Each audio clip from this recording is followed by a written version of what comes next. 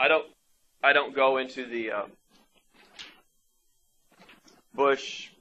Clinton, Bush stuff, because that's not history. That's journalism. I mean, that's political science. It hasn't stood the test of time yet. What are you going to talk about Clinton? I mean, you're going to talk about Clinton. What are you going to talk about? Talk about a blue dress with a stain. I mean, that's what you're going to talk about. You don't want to talk about that. So let's talk about Nixon with civil rights and pick up where we left off. Now, yesterday, I didn't even realize this until I was coming home yesterday. Yesterday was 40-year anniversary of the Kent State Massacre. Now, what happened at Kent State University is a group of anti-war protesters on May 4th, 1970, to protest Nixon's ordering the nation of Cambodia bombed in an attempt to get the Ho Chi Minh Trail, are going to burn down the ROTC building on campus.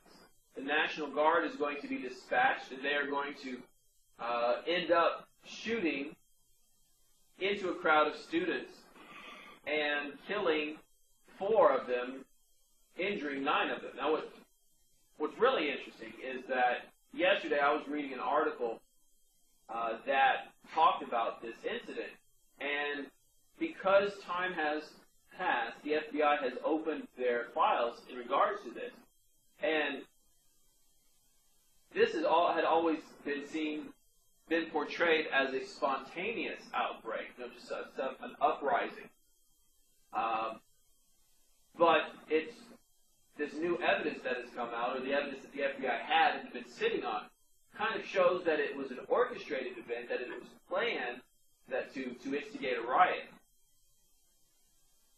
And there's also some indication that perhaps the National Guard, which was supposedly the ones who shot into the students, actually had somebody shot into them, into the National Guard by a sniper from an unknown location.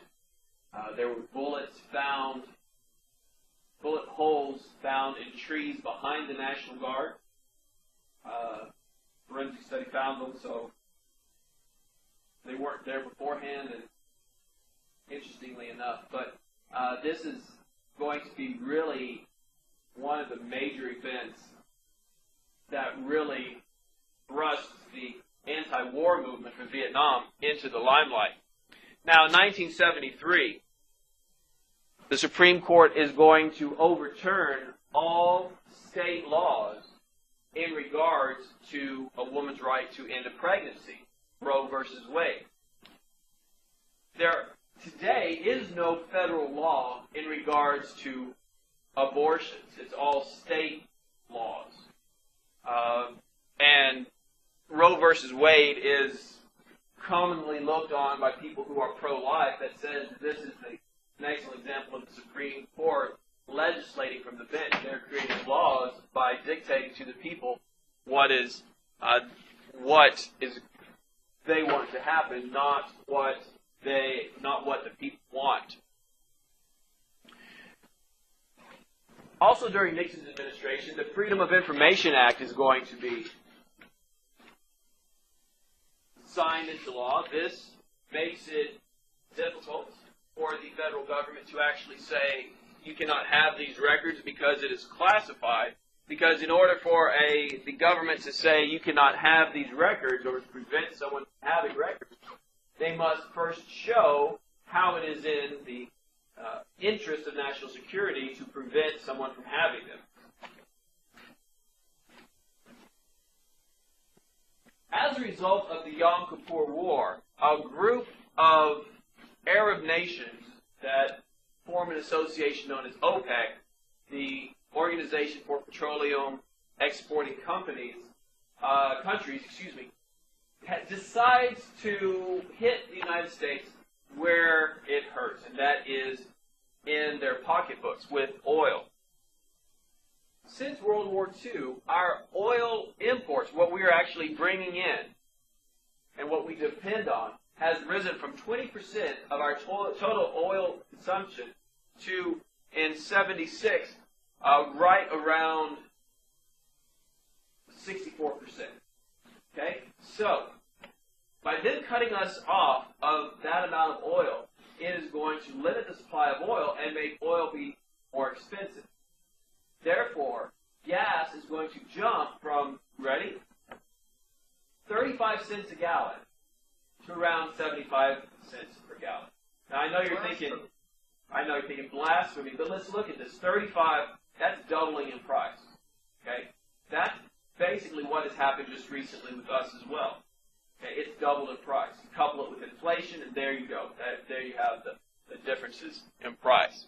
Now, eventually the embargo is going to end, but one of the main differences you see is instead of these humongous 1970s cars that are just boats on wheels, you're going to start seeing the evolution of what? Smaller cars. You're going to see the importation of the Honda CVCC or something like that, a little itty-bitty thing. Toyotas, you're going to see the Gremlin, the Pacers. You're going to see the small cars. No longer does every car have to be an 8-liter, have a V8, excuse me. Now, when Ford comes in as president, we've talked a little bit about him. The biggest mistake he's going to make is he is going to pardon Nixon. Now, what had Nixon done to deserve a pardon and been proven guilty of doing? The answer is nothing. But by pardoning him, he gets branded with charges of collusion. That he and Nixon had a deal here. Hey, I'll resign, you pardon me, you become the president, and I get off scot-free. Now, there's no evidence of that, but it's still the charge that stuck with him. Now, during this time period, we would be economically in a period that is known as stagflation. Inflation is going up, but the economy is not growing. Inflation at this time period is roughly around 7% annually. Now, that's probably somewhere where we are right now with this new 75% growth in our total monetary supply in the United States since President Obama took office. But in order to try to control this, to pull down our inflation rate, Ford is going to launch a plan called WIN, a program called WIN, Whip Inflation Now, designed to get people to be more cognizant of the role inflation plays in their lives and help conserve their money and to try to withhold inflation. Now, as we shall see when we get to the next president, it's not going to be very successful because by the time Carter leaves off, inflation is going to go from 7% to 18% when he leaves office.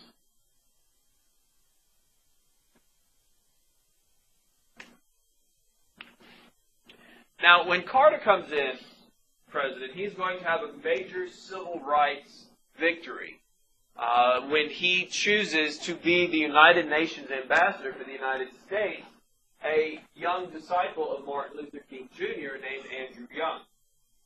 First African American to be our United Nations ambassador.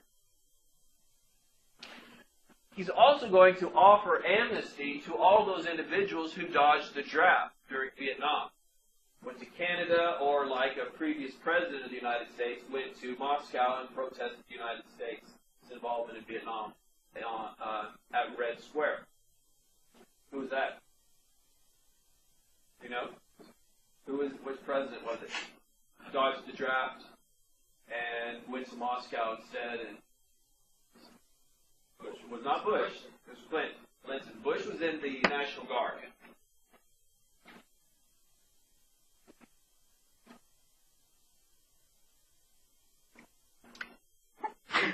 Possibly one of the most long-ranging ramifications of Carter's administration is going to be a Supreme Court decision involving the University of California's medical school in 1978. A medical student by the name of Bakke is going to file to get into their program. What happens is that he does not get good enough grades on his MCAT, the medical entrance test, to qualify him for the program. therefore he's rejected. What he does discover, though, is that because of affirmative action, this college is setting aside for every 100 applicants 16 slots for minorities who will have possibly lower scores than he did.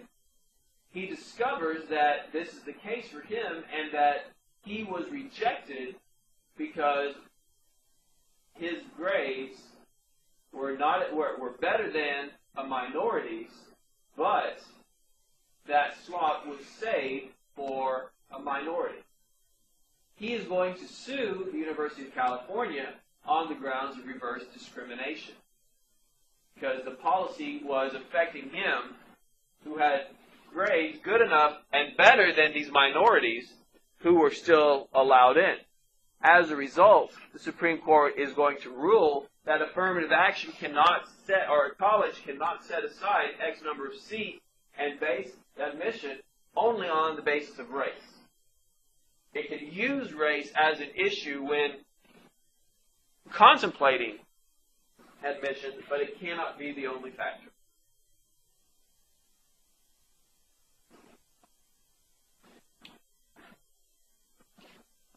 In 78, the Middle East is going to erupt again, and although there is not going to be an oil embargo, oil shipments to the United States are going to be curtailed, and there's going to be another oil shortage. I actually remember this one. I have these vague memories of waiting in line at this one gas station going to my hometown in Brenham, where there's this bizarre curve that you go up to a gas station. And I remember being parked with my parents about 15, 20 cars deep. And it wasn't a parking lot. It was just, like you're waiting in line for something. And you'd wait until that car was finished at that pump, and you'd move up, pray you don't run out of gas. Get there. Now, with his economic policy stalled and with his energy policy stalled, Carter is going to pull his advisors and take them all to the presidential retreat at Camp David, where they're going to come up with a new, hopeful plan to deal with this latest energy crisis. They're going to emerge 10 days later saying that they are excited, they're wonderful, they've got these ideas. And what they're going to do then is they're going to start off the whole program by announcing it on television, in which Carter is going to go on television and he's going to give a speech in which he says that he realizes that the American people have lost confidence in him. That he realizes that the American people have lost confidence in the American government. And that this crisis of confidence needs to be fixed. And that we need to do something about it. The problem is that once this is over, probably beforehand, 90% of people didn't have a crisis of confidence in Carter or the government. But when a president goes on the air and says, there's a crisis of confidence, you believe this. This is what you believe. This is what you feel. After that special is over, the telecast is over, what's going to happen? They're going to have a crisis of confidence. Couple 18% inflation, couple that with an economic downturn, couple that with energy problems, and you are not going to have a very popular president. By the time he leaves office, his popularity is going to be in the 20s. Okay? That's not as low as Nixon was, and George Walker Bush actually had a lower than he did, than Carter did in Bush's second term. But that sets the stage for Reagan to come in and the Reagan Revolution. As soon as Reagan comes into office, there is going to be an air traffic controllers strike. You know what the air traffic controllers are? Those are the guys that direct the planes coming in on the computers. There you go, here you go, there, things of that nature. Well, they were under federal law that said they did not have the right to strike. Okay? They did not have the right to go on strike. Well, they chose to go on strike anyway, demanding better pay, demanding better benefits, what have you. And what occurs is instead of dealing with them, as perhaps Carter would have, Reagan just goes in there and says, okay, you're all fired. Violated it, you broke a federal law, you're not allowed to strike, you struck anyway, you are all fired. Then what he does is he brings in the air traffic controllers from the Navy, Air Force, the Marines, the Army, and puts them in those positions. They have similar jobs in the military, so they know what they're doing to keep our flights running. And then what happens is he has new air traffic controllers trained. And these new air traffic controllers will then take the place of the military ones. Now, because he did this, no member of the Air Traffic Controllers Union would get their job back. And the union itself is completely destroyed. Talk about breaking up a union. He did it with one fell swoop, right out the gates. But he sets the tone for what is going to be accepted. As soon as he comes into office, he sets a goal of cutting taxes 30% across the board. Believes the United States is too heavily attached people. So 30% across the board, boom, saves money. Now, at the same time, he's going to raise spending for military improvements. Carter had cut military spending. He is going to return it, and he's actually going to get more money spent in that regard. He's going to lower government intrusion into American lives. In some instances, there were several cases in which the federal government was pursuing charges against AT&T and IBM for being too big, being a monopoly. He's going to drop those.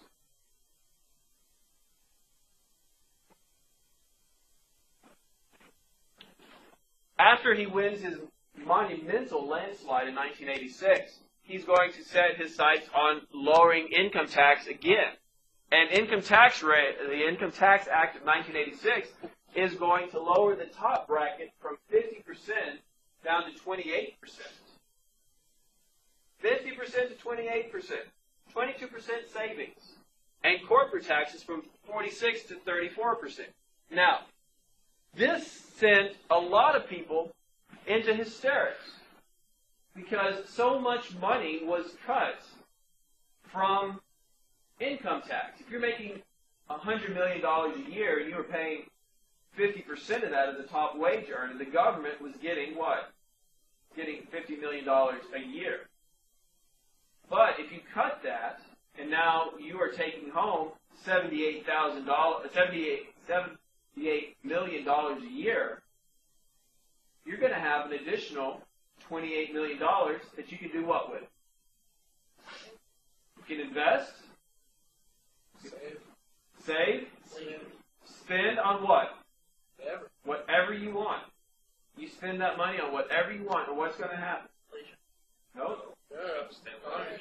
The economy gets boomed. There's two theories of how the economy grows. One is the government grows it, and one is private sector grows it. If you give more money to people to spend, they're not going to go bury it. You don't go bury your money. If you put more money in the bank, what does that allow that bank to do? Make more loans. If you make more loans, people are going to buy more. If you're a bank and you have $28 million more a year that you can invest, that people can buy houses at, they're going to go out and they're going to buy a house. When I bought my first house, it was $100,000. Over a 30-year note with my rate of interest, and we got a good rate of interest. We got like 8.1% interest. It was going to be, we would have paid like $260,000 over 30 years. Okay, that is $160,000 that bank made on one loan. Okay, and what is that bank then allowed to do? Make that money. It just invest. This is called trickle-down economics. You cut the top, give them more money to spend. They're going to go out and buy. They're going to buy boats. They're going to buy fancier cars. They're going to get their houses rebuilt. And what's going to happen to those people who need that? You're going to have more people doing all of these things. As a result, you're going to keep more of them employed. Now, one of the major boons of Reagan's domestic issues is going to be in 1982 when he has a vacancy in the Supreme Court, and he is going to appoint the first female Supreme Court justice, Sandra Day O'Connor. She was appointed in 82, and I think she stepped down, I want to say 2007, just recent. By the time he leaves office, he would have appointed half of the federal judiciary